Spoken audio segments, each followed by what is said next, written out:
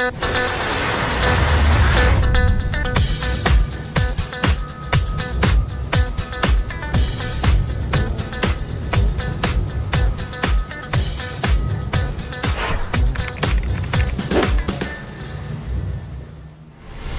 so here we are once again. Welcome back to Compliance in Motion. As you know, it's the podcast where we take a deep dive into the stories, strategies, and systems that power real workplace safety. And I'm your host, Tony DeAscentis, co-founder and CEO of Ving. And whether you're in or on the floor, in the field, or lending your hand to the front office, this show's going to help you focus in on safety features and compliance topics that really should be top of mind all the time. And we've got an excellent guest today by the name of Buddy Ontra. Buddy, welcome to our show today. Thank you. It's a pleasure to be on. You know, one of the things that I found really fascinating about you and your background when we've met several different times is the fact that you've had so much time in the industry, being a shop owner and a longtime leader in the stone fabrication industry as a whole. Decades from start to finish, all different kinds of experiences, from problem solving to installation of new practices, from fine-tuning skill sets of teams of people in their craftsmanship. I think you've probably seen it all. True statement? Yes, I have. Okay, But you know what? There's something new that may just show up any minute. well, this is the truth, right? And I think you've been on a journey of learning and absorbing and applying throughout your career. I had the opportunity to sit through one of Buddy's workshops at a recent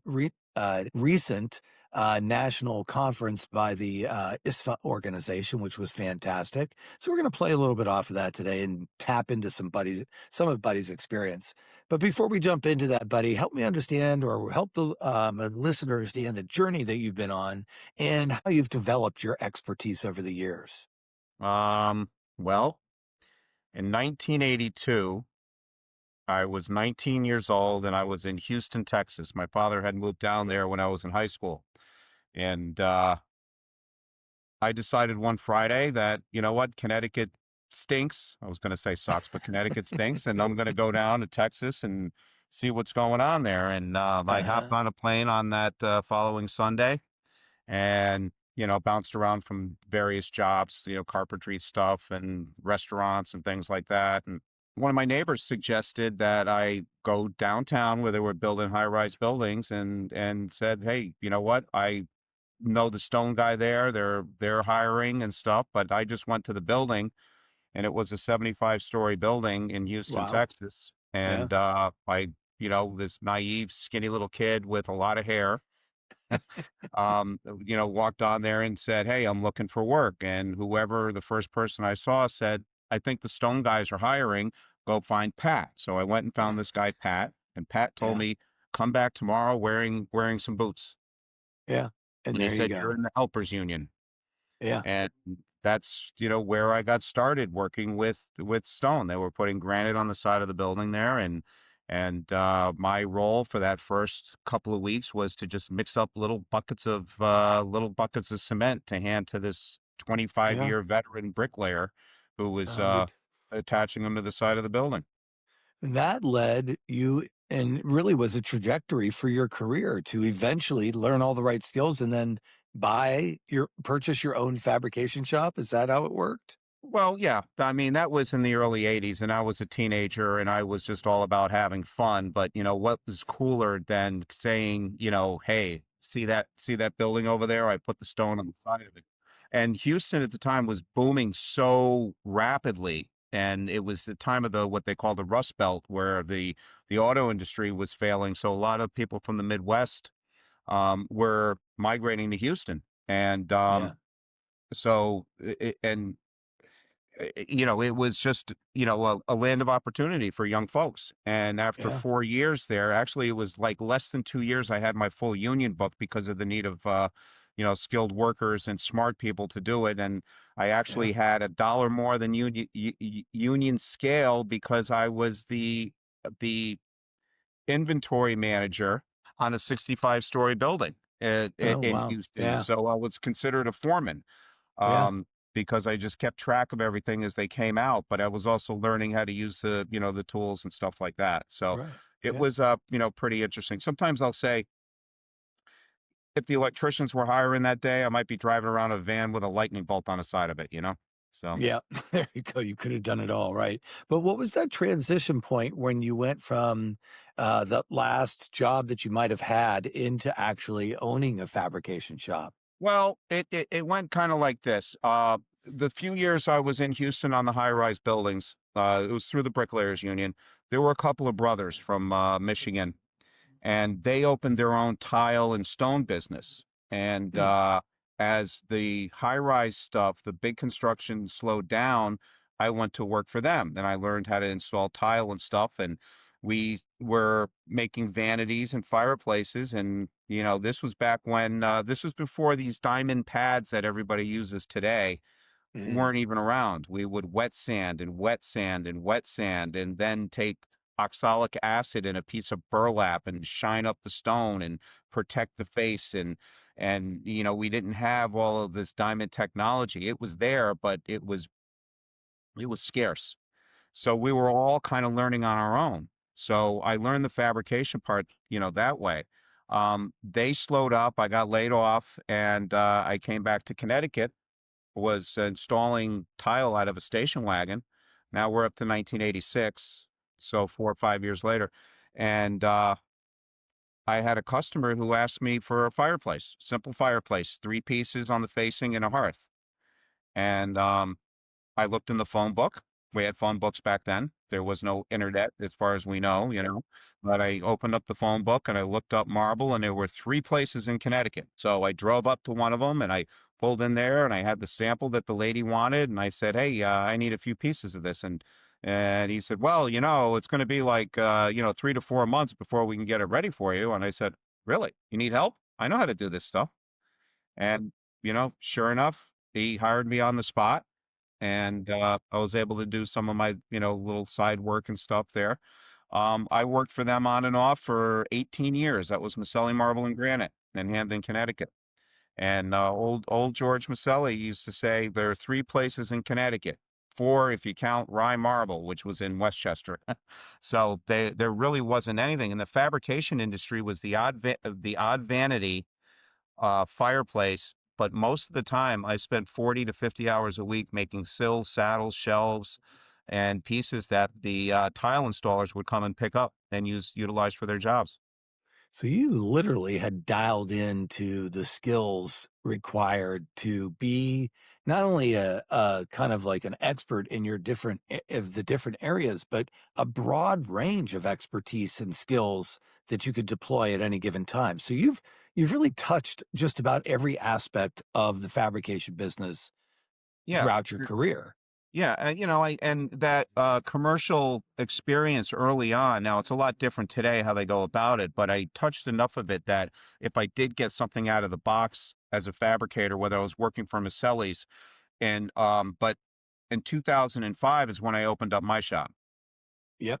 So, I worked on and off. I had a venture into Vermont for a short period of time. I had a venture into North Carolina in the late 90s as this industry was booming, and my first wife thought about relocating and stuff. So, I was down there for a little while, but the fabrication part was so young as we know it today Mm, that we were all learning on the fly and testing out, some of this new technology that came out. These alpha yeah. ceramica pads were like the first Right. ones, of little, diamond pads that Yeah. everybody just uses today. So, let's talk about that a little bit as we shift gears into some meat of the subject around safety and compliance, because you have been around in the industry for so many years. Feel free to give us, like, back in the day compared to today. Let's talk first about one of the big areas that has to do with slab movement, material handling, Hmm. lifting, the risks associated with being on that shop floor. What kind of practices or equipment, throughout your career, especially, from that time period when I think you said it was 2005. Is that what it was when That's when I when, opened that's when I put yeah. my name over the door. So, Yeah. So you've actually seen, 20 years worth of evolution of safety equipment And, talk to us about some of the things that you see happening today, which you consider to be best practices for slab handling and movement and reducing that risk on the shop floor. Well, it's about using the proper equipment. That's more than half the battle right there, and just using straight up common sense on Mm, those high rise buildings. These slabs, the exterior slabs were an inch and a half or thicker, hmm and we would drill a half-inch hole about a quarter of an inch into the back of the stone, and we had a regular seat clamp, and that seat clamp had a little nipple welded on it that fit into there. That was high technology then. The Yeah. helix clamp, as we know it today, the slab lifters as we know them today were basically like a helix if they were even there, and they had lead pads and not rubber pads in some cases. The hmm Tong type clamp. Um, hmm that was one way. Tighten up the clamp, and then they hoist it up, and it had to be balanced, or you brought it up on it with a set of slings to where it was going to go. You set it on the scaffold and then manually put the stone into place.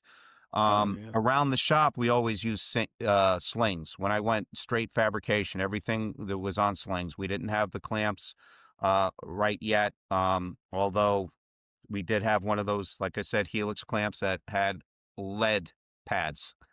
So, when you put a slab of, Carrera on the saw, and it would have some nice shiny marks right in the center and stuff like, so you had to, correct that if that ended up being part of the job. But, um, and, Georgie was the father, Mark was the son, and Tony was the grandfather who had retired before I started to work there. But Georgie would come in, we'd have the slab in the slings. He would come in, he would set it down with the forklift. We had a boom on the forklift, and he'd set it down, and two of us would hold the slab up while one took the slings off the hook of the forklift and put it on the hook of the crane, Mm, and then we would lift it up with the crane. So, yeah. we didn't have all these precautions. Now, thinking back, why didn't we just set it on an A-frame and make the transition? Things could have been done You know, like that. So and and when you there walk were times that the phone would ring, Georgie would get off the forklift and then go answer the phone, and then Mark and I would be standing there holding it, and we'd hear him talking about taking the dog to the vet. You know, So yeah, so like keeping that in mind, like what that vision was and what that day to day was, when you walk into to a fabrication shop today, and you see that the dramatic difference between perhaps what would have been considered state of the art safety or handling back then to what you see today. What do you look for when you walk into a shop today where you're immediately going, okay, these guys have got it together? They're doing the top three things for slab handling. What are those things to you?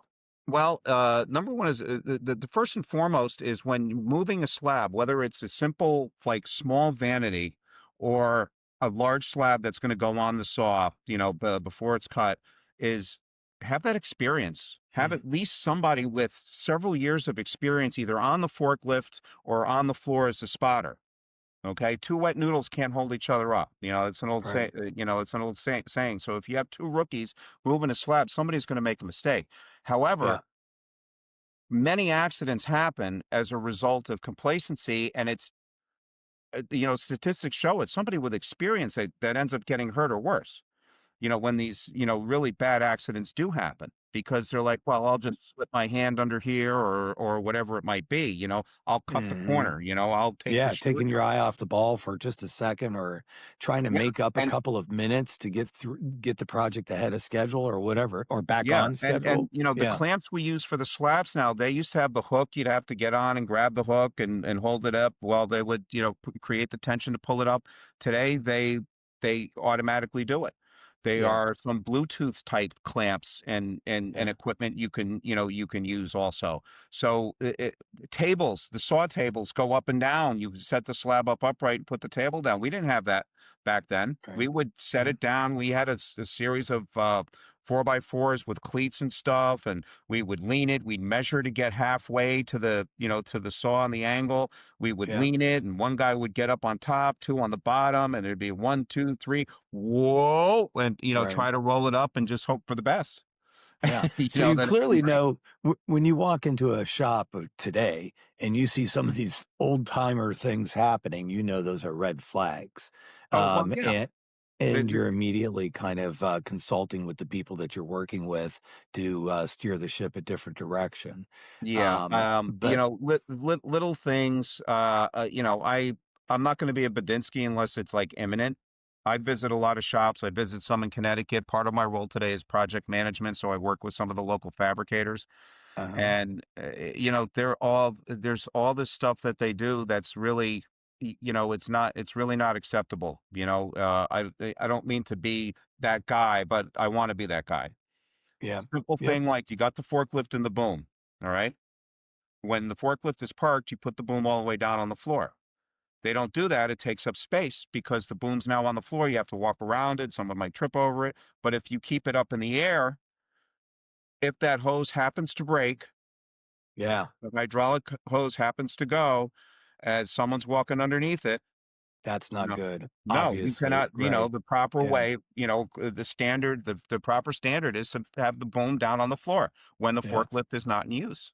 Now, over the span of your career, have you been witness to or had to analyze post-incident slab handling injury report or injury diagnosis? I have been retained by attorneys to help them as an expert witness in handling, slab handling accidents and such. Yeah. Um, And what do you find about that process? Like, what are the things that you're looking for to help, build the case or whatever? Obviously, what people did right or what they omitted, but are there like go-to items that you think about? Like, this is where I'm starting with my analysis to make sure that well, we have the.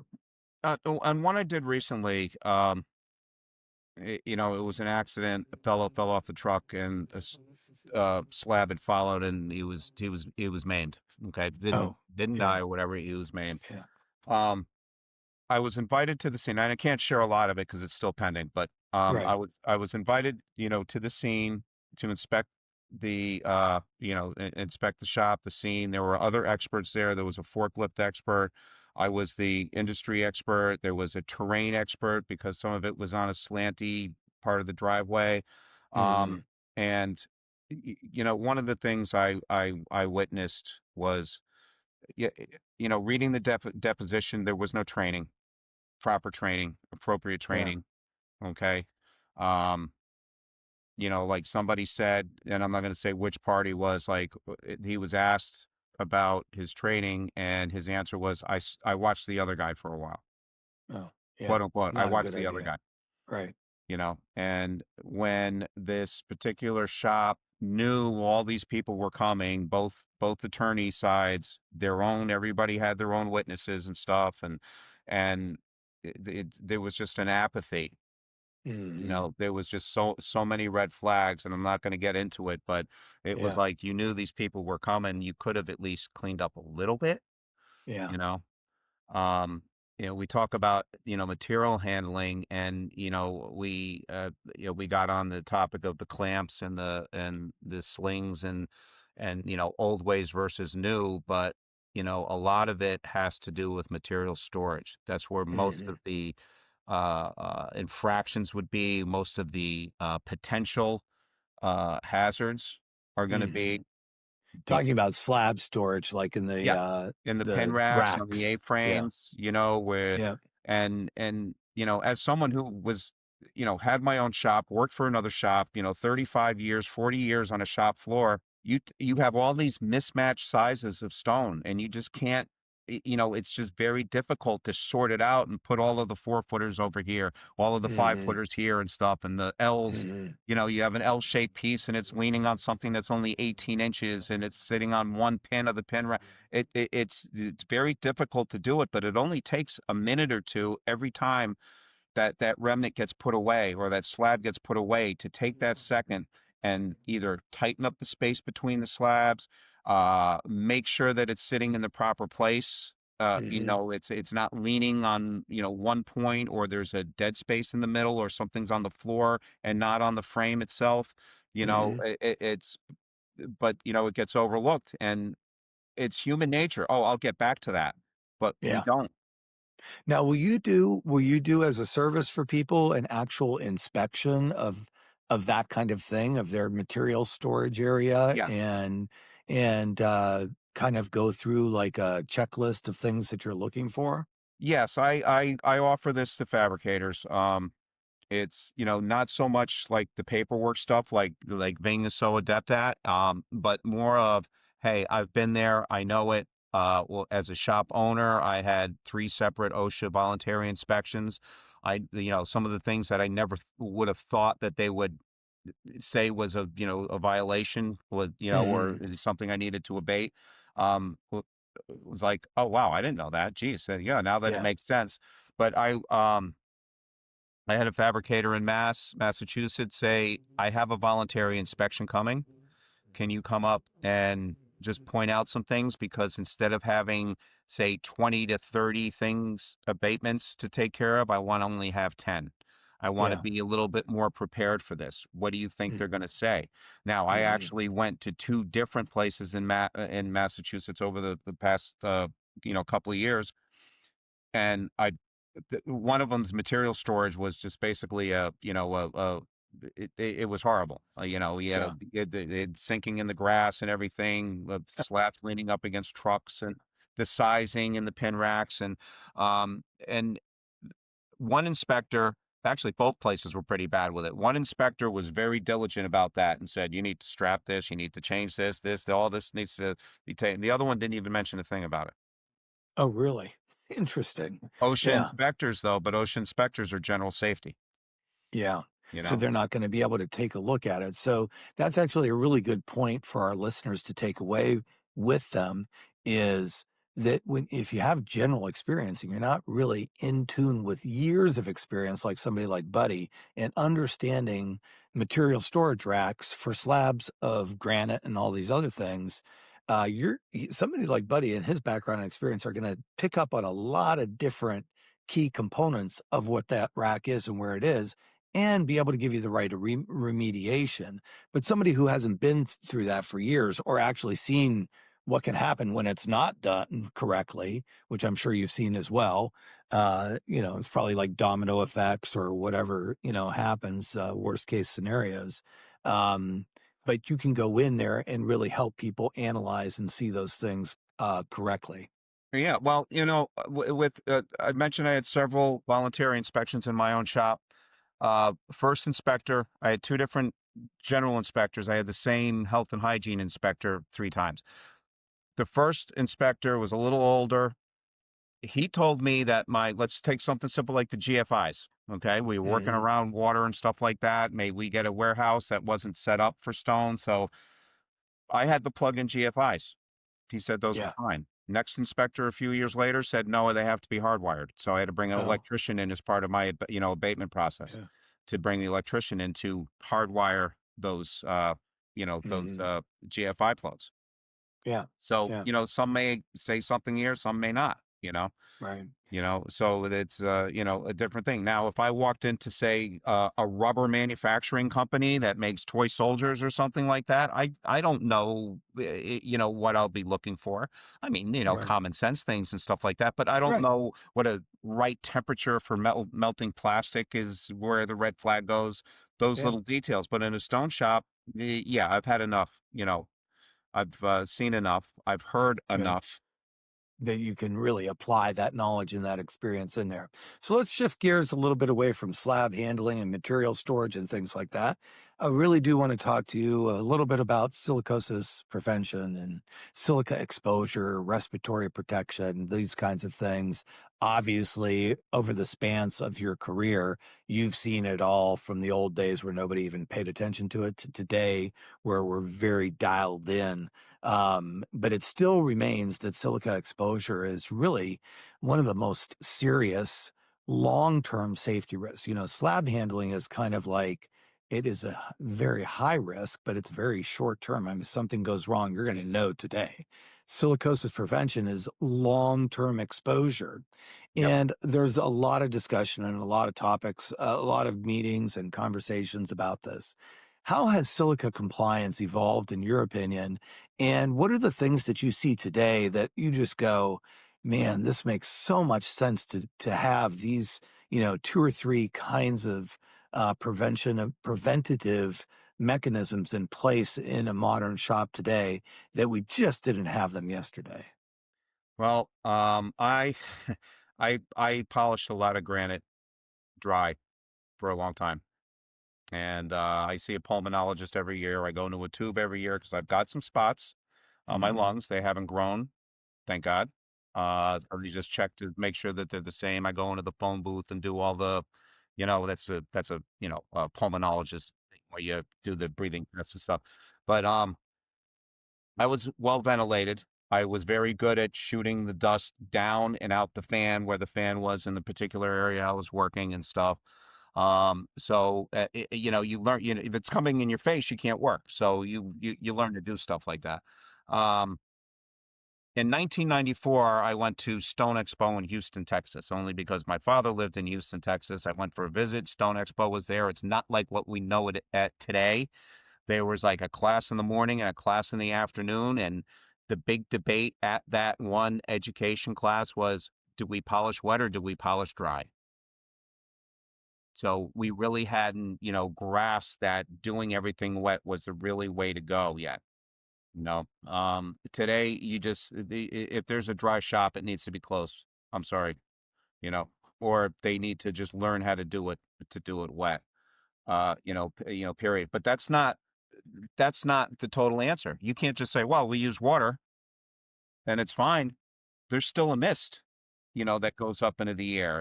Especially with the manufactured products, you have a higher silica content. You have chemicals in the resins and stuff that they make the quartz with.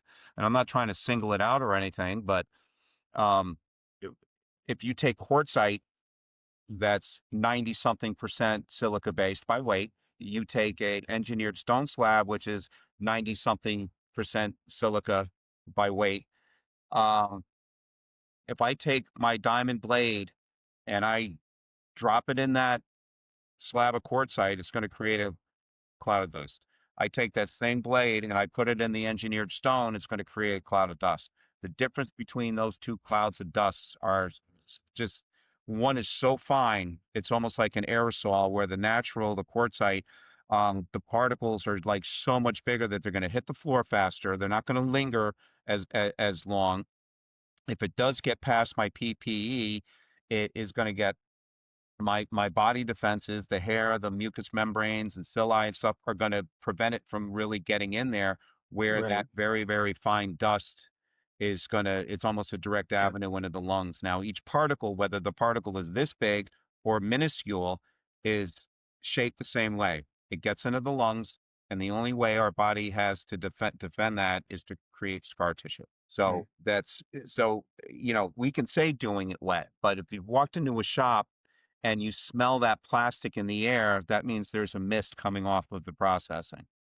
Some Hmm. ways to combat that today. You have a CNC router that's taking a lot of stock off doing edge work. Say it's doing a bullnose edge or something, or the saw Hmm. is going really fast and creating a mist, but keeping the guard on the saw, the shroud, that little plastic little apron that goes around the tooling and stuff, it forces all the water to go down rather than to create this little, mist up in the air. Yeah. Like a, Oh, and then, we wash the floors. When do you wash the floor? Oh, at the end of the day. Well, now you're yeah. coming in the morning and it's dry Yeah. and Right. it's getting kicked up. Do you wash off the wheels of the forklift?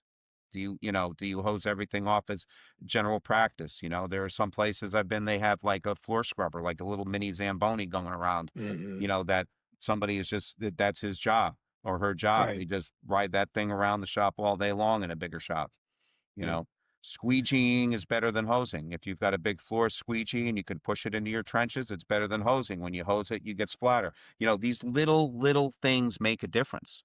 They all Yeah. make a difference. And So I can imagine having you come out to a shop and like be a tag along throughout the entire day, and you can kind of get an entire shift of data to sit down and talk to the owners of the shop with, and really go through and analyze where, like, hey, you're doing something great here by washing down the floor, but let's not forget when the people walk in the morning, it's dry again. right, And what are they kicking up? But you can take people through that point counterpoint approach to help them really mitigate risk across the board in a way that they're going to create one of the safest shops they possibly can. Yeah, And it is really the accountability of the leadership to take ownership of these kinds of things and have experts come in and give them that, yeah, outsider's opinion. and regular testing is important too.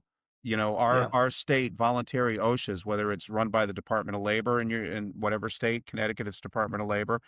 Yeah. Many states use one of the universities, Yeah. and they will do it for free. Yeah. That's what In a fact, lot of people they, don't know. Just yeah. call your university, call your local university. You'd be surprised what kind of services you could get from them. When I asked them to come in and do my air sampling 10 years ago, Yeah. they said, okay, give us 5 guys. Okay. Yeah. Last time they came in, it's like, I want somebody working with engineered stone. I want someone working with granite. I want a variety of different things, different tasks and stuff. So we had the Sawyer. What is he working with? Well, he cut 2 slabs of quartzite in the morning. He cut 2 slabs of engineered stone in the afternoon. And we put it, we put the, the monitor on my guy who is kind of like the custodian. Yeah. He cleans the floor and washes it. In fact, I was going to say he comes in a half an hour before everybody every day and washes the floor. So we start with a wet floor. Gotcha. You know, So, but interesting enough, out of the 5 employees that were monitored, the one who was not had a grinder in his hand or operating a machine was the one who tested highest. He was oh, the one who really? was like taking care of the Interesting. menial tasks and doing the shelves and hosing the floors and loading the truck with the tools, Huh. restocking the glue shelves and stuff. Yeah. Different area, different job, different kinds of exposure throughout, right? Yeah, my dogs just Yeah. came downstairs. So Well, let's, shift hello, gears here a little that's bit. Larry. We've talked, Hi, Larry. there you go. Hello.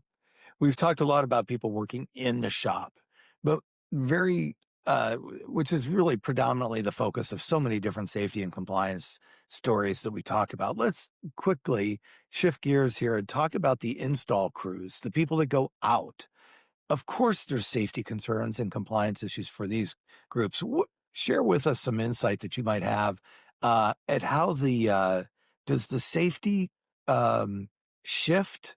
Like now we're less worried about silicosis and we're more worried about slab handling. What does it shift from in the shop to on the site install? That's a great question. I think it was like 2012 or 2013. I wrote an article for Stoneworld magazine about our second shop, the customer's home. And we we Oh, cannot control that as much, and I'm talking 10, 12 years ago, I wrote this little article, if we have to make a cut on the tailgate of the truck or something, are we bringing a GFI out there? Are we putting yeah, our glasses on? Or are we taking care of the PPE? Do we have a step ladder to climb up and down from the truck? I mean, someone could blow out a knee easy enough. I'm yeah, 60 something years old. But when I was, 25, 35, and I was jumping up and down on that truck. I can't do that today. yeah, You right, know, right, More homeowners are educated on silicosis and other things. If we have to cut something in the driveway or something like that, now they're going to say, what's this powder in my driveway? right, They may or may not, but if they do, now you're opening up a can of worms. They're going to start asking questions. They're going to go online and, either get some really, really good information or get some mm, scary information or get some misinformation. They're going to get information. They may not care. So, my suggestion, and this is something I always try to do, is do as much as we can in the shop. A right, lot of companies like to drill the faucet holes on site because they can say, put it here or put it there. But you know what? But okay, we have all these wonderful toys and stuff in our shops. Let's use them. yeah. And, With those decisions should be made well beforehand. Yeah, I never thought about that, but it makes so much sense is Yeah. because the consumers are so aware now of, well, first of all, it's in the paper and all different kinds of things about silicosis prevention and the safety issues and things like that. But certainly trying to get as much as you can done in the shop is the way to avoid doing that at a residential location. But there's just times where you can't. So Right. you just have to make sure that you have the right proper precautions and that people know what you're doing. So And we've got people in the shop. We've got people on install teams out of the shop. no matter how you look at it, training is critically important. And so many times I've talked to people who are just entering into the stone industry. So many new hires have really never used like the lifting gear that you see in stone fabricator shops, or never really used respirators or like other Hmm. stone specific equipment. In your mind, what onboarding and skills building approaches really should be implemented for a new hire in that first 30 days? Well, I always, if I had, when I had new hires, I sat them down and I had them watch two videos. I used to have them in CDs. They were Natural Stone Institute safety videos, one on slab handling and overview. Okay, just Hmm. a general, they have probably, I think, 8 or 10 slab handling modules. I should know this. I was the trainer there, and that was part of the Silica and slab handling certificate. But I would uh, have them sit down and watch the slab handling overview, which is a general accounting, and PPE. Those were the Yeah. two that they sat down and did it. Now, we also would, once a month, once every other month, I wasn't as regular as I should have been. We would pull up one of those modules from the Natural Stone Institute and we'd all sync our phones, the guys, and I'd only put one on the volume and we would watch a video, whether it was installation safety, whether it was another slab handling safety, whether it was just something like that might have been irrelevant, like ladder safety, that what didn't come from the Natural Stone Institute, just a Right. generic Yeah. toolbox Yeah. talk that you can find online. But we Yep. would sync them up. They'd get the Spanish subtitles. I had, plenty of Spanish speaking, employees, Sure. and we would spend, we would just do it first thing in the morning, bring the donuts and stuff. Hopefully they wouldn't, end up taking a nap later from the donuts, Yeah. but Right. Yeah. we would do it. And you know what? It was it brought everybody together. Now, when Yeah. that silica and slab handling certificate came out, every one of my employees took it. And what we did for 1 week is we did a module every morning, and I had them just do the rest of it on their own. Yeah. And Yeah. some of the guys, they got their certificate and they hung it up in the break room. Some of them framed it and brought it home with them. Hmm. My son who worked with me in the shop, he went out to CVS and got those really, really classy frames for like, $2 a Yeah. piece. But Right. But the that's guy, good to hear because yeah, people really internalized it and then took ownership and were proud of the fact that they had completed that training from the Natural Stone well, yeah, Institute, because obviously. if you sit down and do it all at once and watch every minute of every video, it's like 4 hours, 4.5 hours. Yeah. Right. Okay. Now, an experienced person could probably go right to the test. There's like 10 question tests on each one of them. An experienced person can go right to the test and just get 8 out of 10, 10 out Yeah. of 10. But I would argue that there's something about, even if you know you can pass the test, there is still something about going through the course and getting the correct refresher, and making sure that you see things. And sometimes the courses change over a period of time. They get updates and things like that, as But, well as there's got to uh, be some mentorship between people, right? There's discussion and absolutely. dialogue. And Uh, that circles us back to having that experienced person when you have somebody new. yeah. Always having somebody with a lot of experience that can tell that new hire, that rookie, if you will, say, hey, slow down, stop a second, pick it up with your left hand, I'm going to pick it up with my right hand. So there's not that twisting going on when you're carrying a slab. Yeah. Back to on site, there's a lot of other things because we can't control the environment. Okay. You have someone Right. going to template it now, and now with all the digital templating, they might not be thinking about access to the stairs and stuff. Are you able to get there? I had a commercial job, an apartment building, multi-unit, and they said, yeah, come on out on Thursday, no problem. We get there, they had the whole driveway tore up. Yeah. My Yeah. installer called me and said, the driveway's torn up. We can't get there. I said, Show me a picture." And he did it. Yeah. See if you can find the project manager. And he couldn't find it. And I said, all right, come back. And then the Yeah. guy told me, he says, oh, I would have got you in it. But it was torn up. They were digging holes for pipes and stuff like that. And Yeah. and I said, I'm not doing it. I'm sorry. Yeah. How Well, am I going yeah. to install five kitchens? Clearly not a controlled environment and one Right. that you could have planned out. You show up and the job conditions are different, which is why there's so many different variables between that shop safety and compliance and getting out there in the field and the install crew. You just don't know what you're going to see when you No, show up. and we do get lax. As I said, we Yeah. may not, bring the GFI and plug it in. We Yeah. um the our traffic area, our footpaths have to be clear. Yeah. You know, when Absolutely. Right. now I did my templates or my lead installer did the templates. And when he would do it, he would, make notes that, all right, I'm going to need a third guy. It's a raised ranch. So we have to go up the stairs and then up the stairs to get it into the kitchen. He would make all Yeah. these meticulous notes. Me as the owner, I'd forget. So, Carlos would get there and then he'd say, buddy, can you send somebody else for me? Or Yeah. I'm in Connecticut. We have beaches and stuff. So these Yeah. kitchens are on the second floor.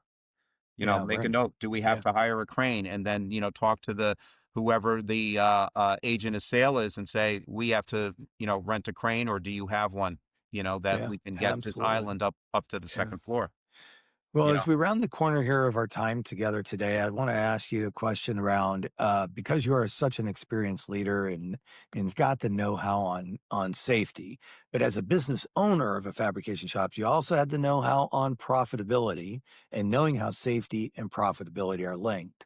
What advice would you give a shop owner today who wanted to improve safety without necessarily slowing production or adding more layers of paperwork and process everywhere? We have to make it like it's just part of the routine. It has to be a regular thing. Um, one of the things that not only myself, but my colleague Mark at the Natural Stone Institute, that, would say in these sessions is that if you don't have regular safety meetings and you're just implementing it and they're not buying in. So I had 10 employees. So that Yeah, first week, that first month that you have the safety meeting, you give them 10 pieces of paper that might have the test. It's all electronic now. So, we yeah, can do it that way. But after the meeting, there's 10 of those pieces of paper sitting in the garbage. Next month, yeah. you got 10 employees there. There's 8 pieces of paper in the garbage. The next Right. month there might be 5 or 6, and then the fourth or fifth month it's like who's buying the coffee. They start Hmm. to they get used to it. Oh, this is really a thing now. We're going to do it. So we make it commonplace, because if somebody gets hurt, you not only does the if your insurance goes up, you lose the man hours and stuff like that. Going back to the 80s, I had cuts. I'd cut my hands and fingers all the time and stuff, and I ran the blade across my finger once and put a notch in the bone and went and Yeah. I got it all splinted up and sewed up and everything, and I was back to work that afternoon, but And there you go. that Right. was the that Little was a duct different tape or time. whatever, and you went That's on it. your You way. pick up some Right. of the muck out of the trench and put it on there, Yeah. But Yeah. Right. those days aren't, we can't do that today. And Right. as Right. an owner, I have to set the example. I can't tell them just do it if it's not going to be safe, you know. It, Right. it, it And it's setting just the examples, you got to set that example is key. And you got to live and breathe the culture that you expect other people to abide by, right? Throughout the day yeah, around and safety and compliance. something that a lot of fabricators are guilty of is they don't put that saw guard back on the saw. Oh, which I have to change the blade 4 times today, so that guard is not there. Yeah. I don't know No, if you not remember good. that slide of the tooth from the blade sitting in the wall, Stuck in the wall, right? 30 Yeah. feet away from the saw. You know, Yeah. That might be one of the very first things as we wrap up here today. I have three rapid fire questions for sure. you, and I'm wondering if you just answered the right one. Well, the first one, but go ahead and change your mind. What is one unsafe practice you wish would just disappear from the industry? Improper clamping of like finished or cut pieces, Uh-huh. and that is the L-shaped pieces. Oh, Um, okay. Yeah. I always preach to my guys about if you have an L-shaped piece of grabbing it in, the nook there, Yeah. right? Sometimes they'll go and grab it up top because it's easier, especially if it's a Yeah. remnant in the rack and they can't really get the clamp in there. They'll grab it up top. Yeah. Maybe nothing happens if it's a healthy piece of black absolute granite or a piece of, engineered stone where nothing's going to happen. But then when they go grab that fissury quartzite or that old limestone or something, then it's not going to support its weight. We Yeah. get into these So habits. Yeah, and You know, break the habits of it's grabbing it's it's remnants right. the It's just wrong if you way. do it over and over again, then you're not gonna you're not gonna take that shortcut. Okay. Yep. You know, You do not want to take the shortcut complacency. without a doubt. Okay. Right. If you watch any of the NSI videos, they always have this saying in it. There is no place for complacency in the stone business. So, next question. What's the most overlooked hazard in a stone shop? Well, it'd be the air quality because it's not obvious. You know, it's not obvious, and we get this false sense of security. Oh, I'm wearing a mask or I'm doing everything wet. Have Hmm. have get tested regularly. We can purchase these things now. Our suppliers they sell these things now. It's not those results aren't going to be good for OSHA. However, you can get an idea of what changes we have to make. Yep. And take that corrective action. And then the last rapid fire question for you here is, what one word would you use to define a safe crew? Excellent. There you go. That's good. That's truly the, You know, yep. and I'm not Nothing just better than like blowing excellent, smoke right? right now because it's the right thing to say because if you're if something if we're unsafe, if we're not doing safe practices, again, it's even if it's a minor injury, we're losing one of our skilled guys for half a day, or if Yeah, that skilled guy loses a helper for a couple of days, okay, all production slows up. So all right, that 5 minute shortcut, we just lost 2 days of production.